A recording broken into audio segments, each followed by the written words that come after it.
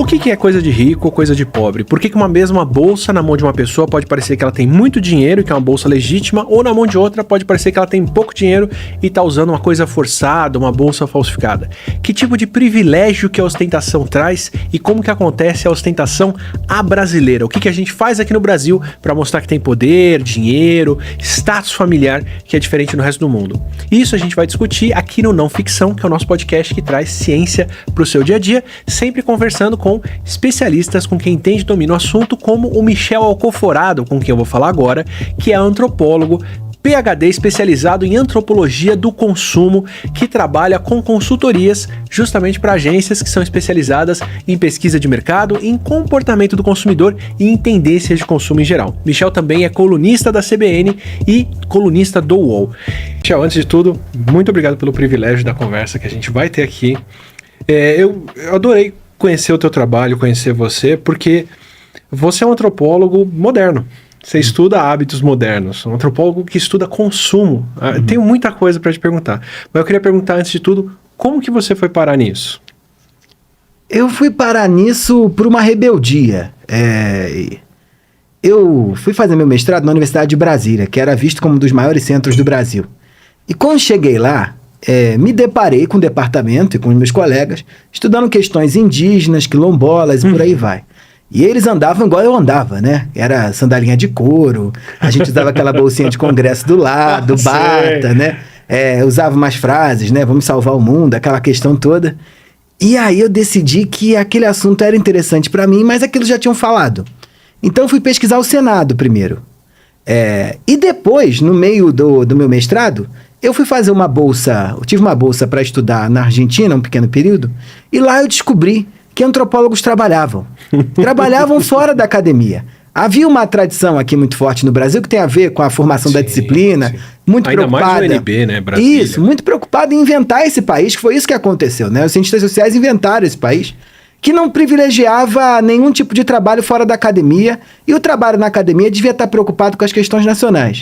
E quando eu vi que tinha gente que se valia do conhecimento acadêmico, dos mesmos livros que eu lia lá, para trabalhar para gente que não estava dentro da universidade, eu falei, tem rebeldia aqui de novo, e aí apostei nisso. E caí no consumo.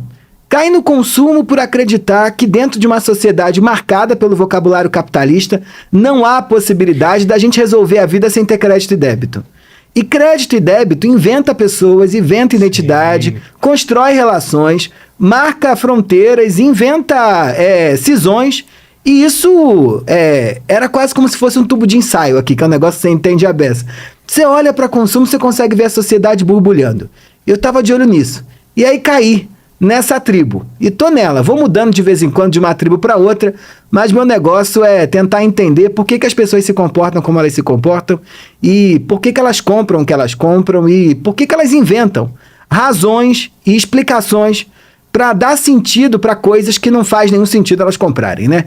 Para ficar muito claro aqui, a gente podia estar bebendo água num copo de plástico, a gente podia estar vestido de saco de arroz, a gente podia não ter cortado o cabelo ou feito a barba, mas a gente inventa que não dá para vir aqui no teu podcast sem isso tudo.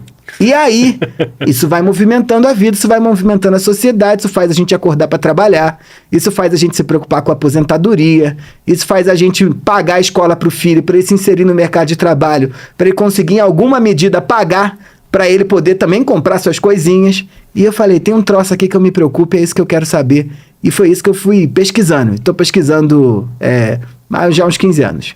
E, assim, dentro da antropologia clássica, dos estudos antropológicos, da parte que eu já li, geralmente o pessoal vai conviver com um grupo diferente, vai fazer uma análise externa, né? Eu vou chegar numa aldeia, vou chegar num grupo, vou chegar numa civilização diferente e lá vou ser essa pessoa imparcial que vai observar eles de longe e vai conviver com isso. Eu vejo isso muito, por exemplo, em biologia, como que a gente descobre o que é o estado natural do ser humano, ou como que era a humanidade antes da agricultura ou do capitalismo. Então a gente vai estudar os Maasai lá na África, vamos para Tanzânia ver esse grupo. Que aldeia que você foi visitar e acompanhar para fazer o seu estudo? As aldeias tradicionais, dessas que a gente imagina que os antropólogos sempre foram e vão, e continuam indo, é verdade, eu nunca fui. Isso talvez seja uma falha aqui no meu currículo, mas li muito sobre. Mas a antropologia, desde o começo do século, de meados do século passado, sobretudo ali pelos anos 70, ela entendeu que a base da disciplina era a diferença. E nós, quando viajávamos quilômetros, enfrentávamos rios, canoas, caravelas para poder chegar em populações distantes e identificar e viver com aquele grupo, identificar como eles viviam, as razões que levavam eles a levar a vida que levavam, a gente estava preocupado com uma coisa fundamental que era a diferença, que a gente lá na academia chama de alteridade. Certo. Né? Que é essa coisa que você olha para alguém que tem 2 braços, 2 pernas, uma cabeça, né, órgão sexual, e a pessoa entende o mundo de uma forma completamente diferente de você. E isso faz com que ela se vista, case, coma, pense de uma forma distinta. Só que a antropologia foi entendendo que a diferença, ela tá às vezes muito próxima. Eu não preciso mais viajar.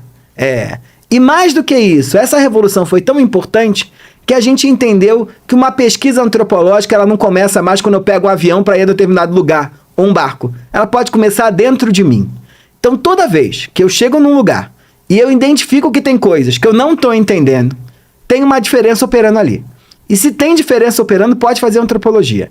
Isso permitiu que a antropologia brasileira, que é muito sofisticada, está entre as mais sofisticadas do mundo, nos anos 70, um estudante de mestrado em Copacabana, no Rio de Janeiro, Gilberto Velho, morando dentro de um kitnet, fizesse um mestrado, que é Utopia Urbana, que é decisivo, mudou a antropologia brasileira, com o vizinho. Porque tinha diferença. Como que foi isso? E a pergunta fundamental dele era básico. O que faz alguém sair de um apartamento grande ou sair de uma casa na Zona Norte gigantesca e ir morar dentro de 27 metros quadrados? Como alguém consegue levar uma vida dentro de 27 metros quadrados? A pergunta continua extremamente válida. E agora tá bombando pra caramba esses estúdios, eu acho que ela vai gritar ainda mais, né? E isso mudou, ele vai entender que alguém quando mudava pra Copacabana, começava a lidar com códigos de relação, de própria concepção do que era individualidade, ou a vida com os outros, que numa casa lá na Zona Norte ou no subúrbio não operavam. E isso deu muita antropologia, revolucionou a antropologia. Do mesmo modo, eu quando estava te dizendo que fui pesquisar política, meu incômodo foi básico, assim. Era um tempo, ali 2007, 2008, eu estava andando pelos corredores do Senado Federal, e quando eu passo do lado de fora, tinha um Mão Santa, que era um senador do Piauí, famoso, porque ele tinha um bordão que ele dizia, no Piauí, umas coisas dessas. E eu passo do lado de fora e ele bradava, um ex-governador, 2 vezes governador do Piauí. Ou seja, o Senado é uma casa de gente muito importante, não é fácil virar senador. E aí o Mão Santa falava para as multidões. E eu passo pela tribuna de honra, assim, pela porta, entro no plenário, o plenário inteiro estava vazio, não tinha ninguém. E o Sarney, o José Sarney, que era presidente do Senado naquela altura, dava umas batidas de cabeça, assim, com sono. E eu falei, esse homem tá falando pra quem? Na altura, quem não tem muito contato com a política pode imaginar que a TV Senado tem alguém preocupado com isso. Eu posso dizer pra você que ela dá se tem TV que dá traço, lá dá menos alguma coisa, ninguém assiste aquele bagulho. E é uma pergunta antropológica que surge ali o que faz alguém que é ex-senador ou ex-governador, que falou pra multidões, ganhou 2 eleições, ganhou um cargo de senador que é um cargo majoritário, ou seja, está acostumado a falar para milhões de pessoas, sobe na tribuna para não falar para ninguém. Porque nós estávamos acostumados sempre a falar para pessoas, né? Eu estou aqui falando contigo, você está falando comigo, porque a gente parte de um pressuposto que no dia a dia a comunicação é sempre eu que falo, que sou emissor, construo uma fala, te envio essa mensagem, você decodifica aí na sua cabeça e entende. Só que a gente consegue falar sem precisar comunicar. Porque na política ela faz, ela não comunica. E na política, a gente, na vida cotidiana, a gente fala pra alguém, né? Uhum. E eu espero que você me entenda. E eu tô sempre catando ali alguma pista de que você tá me entendendo. Quando eu tô falando de política, a gente às vezes fala pra não falar pra ninguém. Mas a fala funciona. Por exemplo, eu tô por exemplo, intrigado aqui. Tô eu